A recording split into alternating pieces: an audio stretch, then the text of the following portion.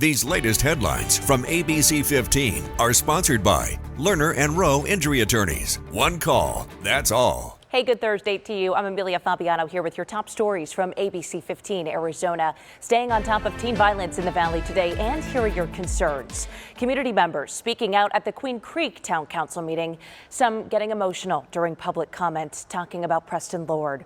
The teen was attacked at a Halloween party and later died. 7 suspects accused in his murder were indicted and arrested last month. Following the 1,100-page police report released last week, some were raising concerns about the police department's response that night. I urge you to consider advocating for change within the Queen Creek Police Department to examine and train for these type of calls to be more proactive.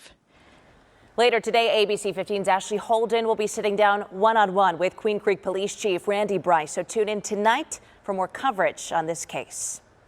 Also today, Tempe City Council will vote to spend more than $1 million on repairs at Tempe Lake. You may remember back in July 2010, about 1 billion gallons of water spilled from the lake without warning.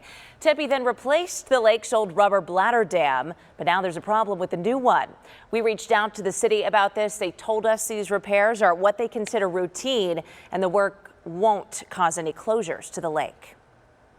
All right, the Final Four is here, but it's not just the country's best college basketball players in the Final Four. Tomorrow, an Arizona third grade class will be crowned a champion in the Final Four reading challenge, that is. ABC15's Jordan Bonnke shows us how one of those Final Four schools got a little boost off the bench with some help from us here at ABC15.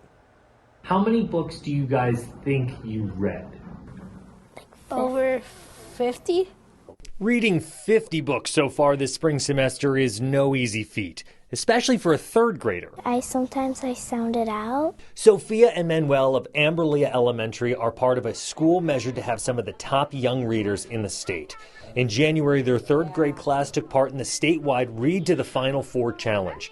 More than 200 Arizona schools tasked with who can log the most reading hours leading up to the NCAA Final Four. In each round, this Title I Cinderella story with less than 60 third graders kept logging hours, surviving and advancing to the next round. Graphic novels turned into chapter books, like Junie B. Jones for Sophia. She's kind of like a troublemaker. And Manuel learned a harsh reality about reading long chapter books right before bed. Well, I get sleepy. Yes.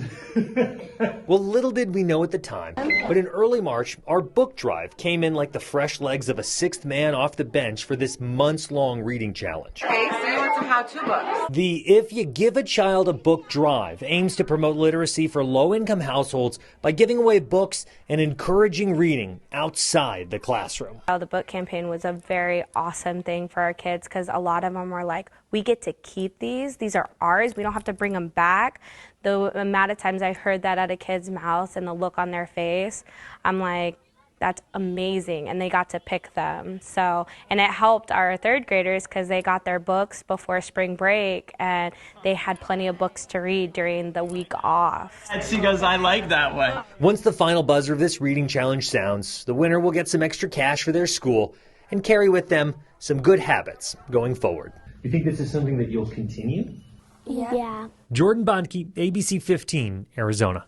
And State Farm Stadium is ready for the Final Four. This is a look at the stadium ahead of all the action on the court this weekend. Hey, even if you can't make it to the games, FanFest opens to the public tomorrow morning. That's at the Phoenix Convention Center in downtown. That remains open through Monday. We really want everybody to be part of the men's Final Four, and events like FanFest right here at the Phoenix Convention Center really has something for everybody. Come check out the bracket out on 3rd Street. You don't even need to come inside for that. There's some great photo opportunities, a giant championship trophy that you cannot miss getting your picture with. Tickets to the Final Four FanFest are $10, but admission for kids 12 and under is free.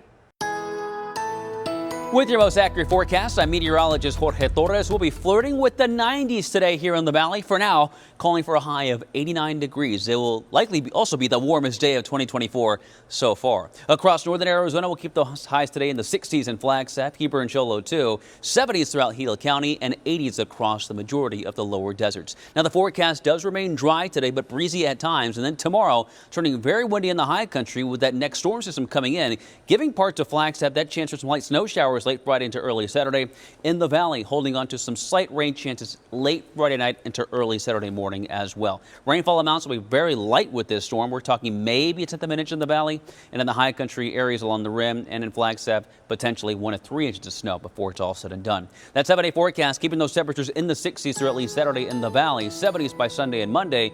Flagstaff, we go from the 60s today to the 40s for Friday through at least Sunday, and more snow chances next week. For all the latest headlines, weather, and traffic, head to abc15.com or download our free ABC 15 mobile app. Have a great morning. These latest headlines from ABC 15 are sponsored by Lerner and Rowe Injury Attorneys. One call, that's all.